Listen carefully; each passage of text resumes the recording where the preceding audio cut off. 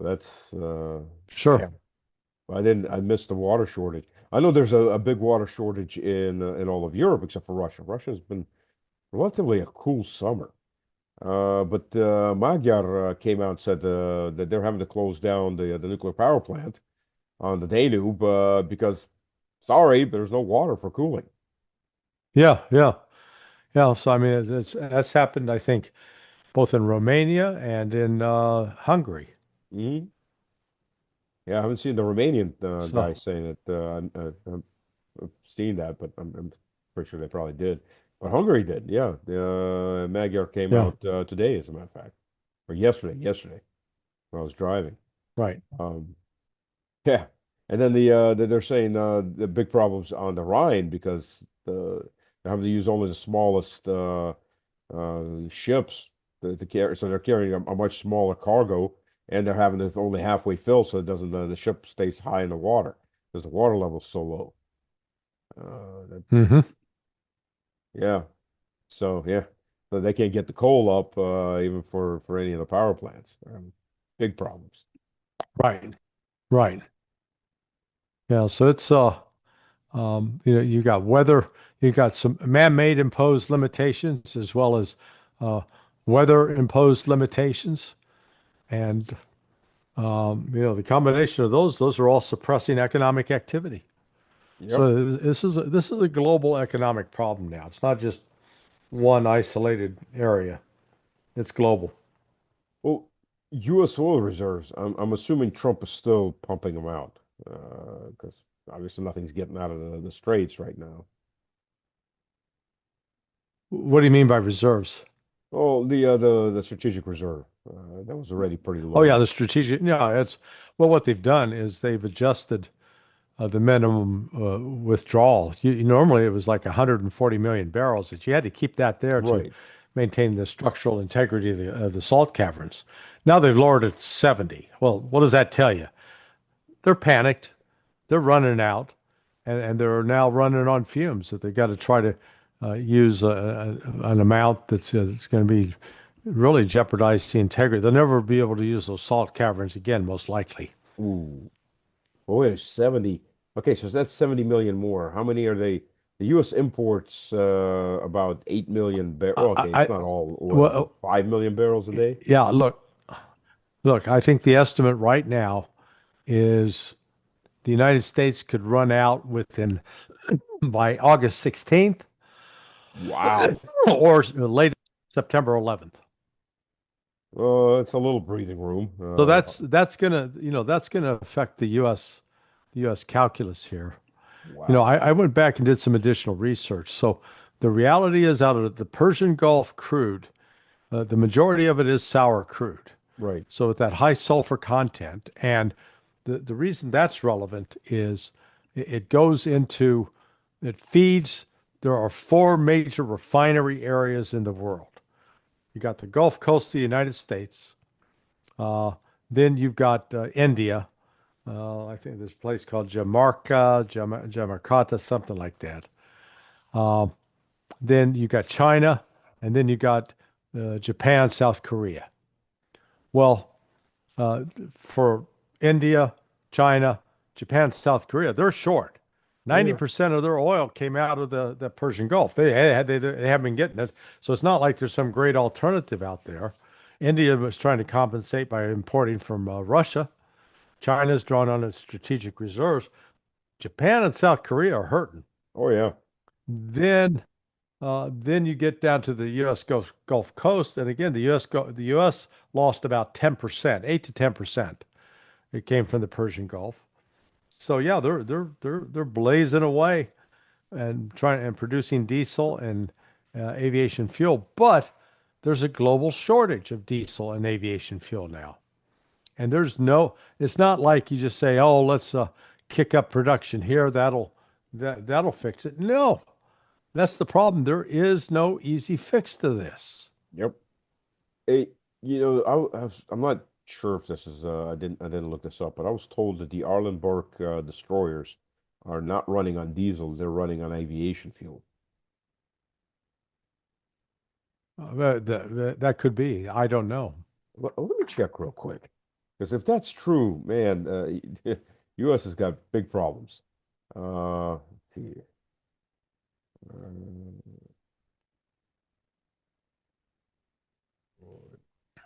Yeah.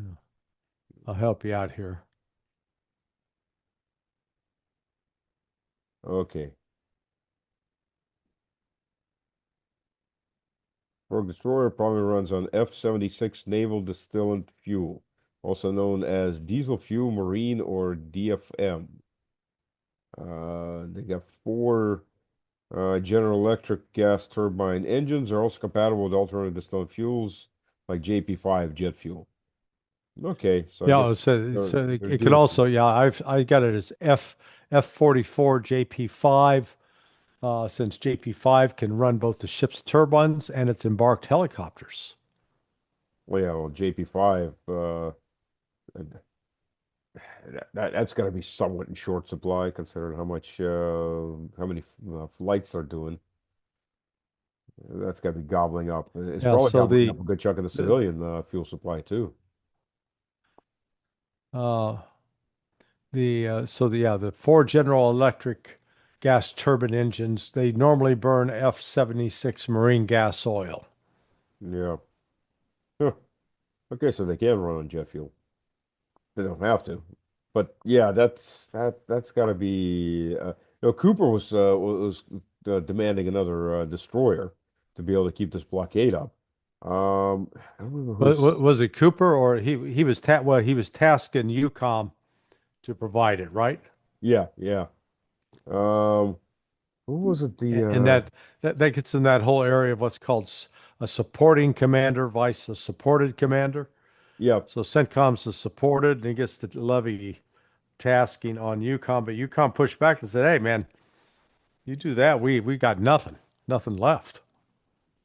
it was. I think it was Cameron McGregor was telling me that from his sources, there are like only 5 to 6 actual ships trying to impose this blockade.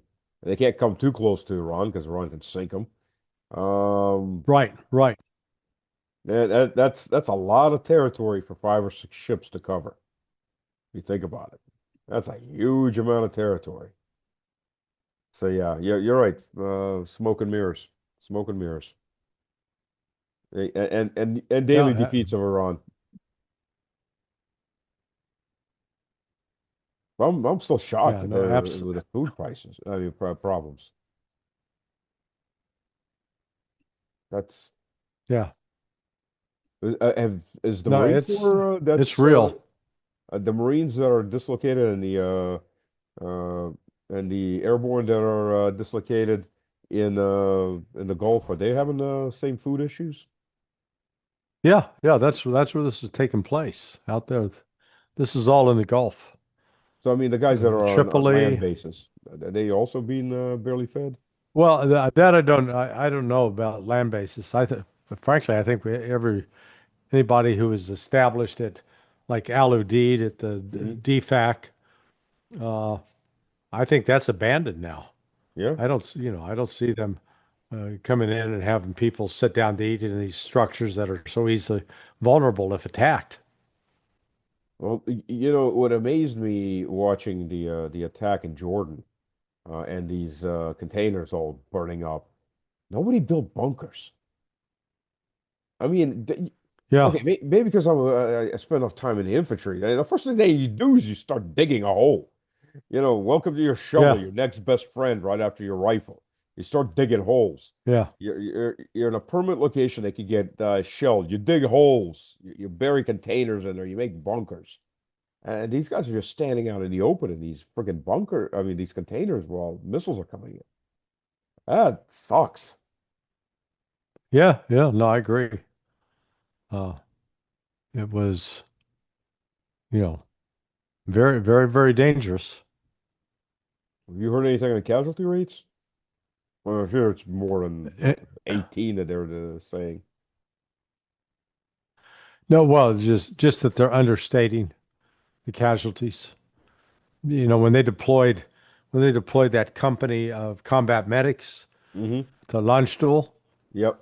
what the only reason you deploy a company size element of medics is you need them, and they got to work. And that Yeah, meant the staff was overwhelmed and undermanned. a company-sized element for medics, that's huge. It's a hospital, Yeah. basically. Well, you figure that gives you the between the command element and the uh, the general support staff, it gives you about uh, people that 40 people per shift, three shifts. Yeah, They come on in 120. 8-hour shifts. I mean, 40 people, that's a small hospital. I mean, which way you look at it. Yeah. Well, but if you got a large enough casualty count, that's what you need. Yeah, absolutely.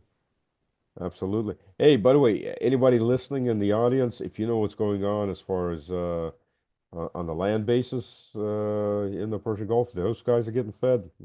Leave in the comments. It'd be interesting to find out. It's bad. Yeah. That's the post-Soviet Union, 1990s, early 1990s, the Russian military would send soldiers home because their parents would be able to feed them. They had no food. They had no money for Mm, food. So, when you see that, it's like, damn, but $1 trillion budget and you still can't feed your troops. Uh, right. and Yeah. nobody gets fired for that. Bad news. Absolutely. That's incredible. Oh, yeah, what? We're down to, or the U.S. is down to what now? No interceptors, or a couple hundred left. And what about? I've heard some people say only 30% of Tomahawks have been fired. I think it's been a hell of a lot more than that. Yeah. Well, I mean, look, the there are critical levels. I think the PAC threes are gone. Yeah, The yeah, prisms are gone. The THAADs are gone.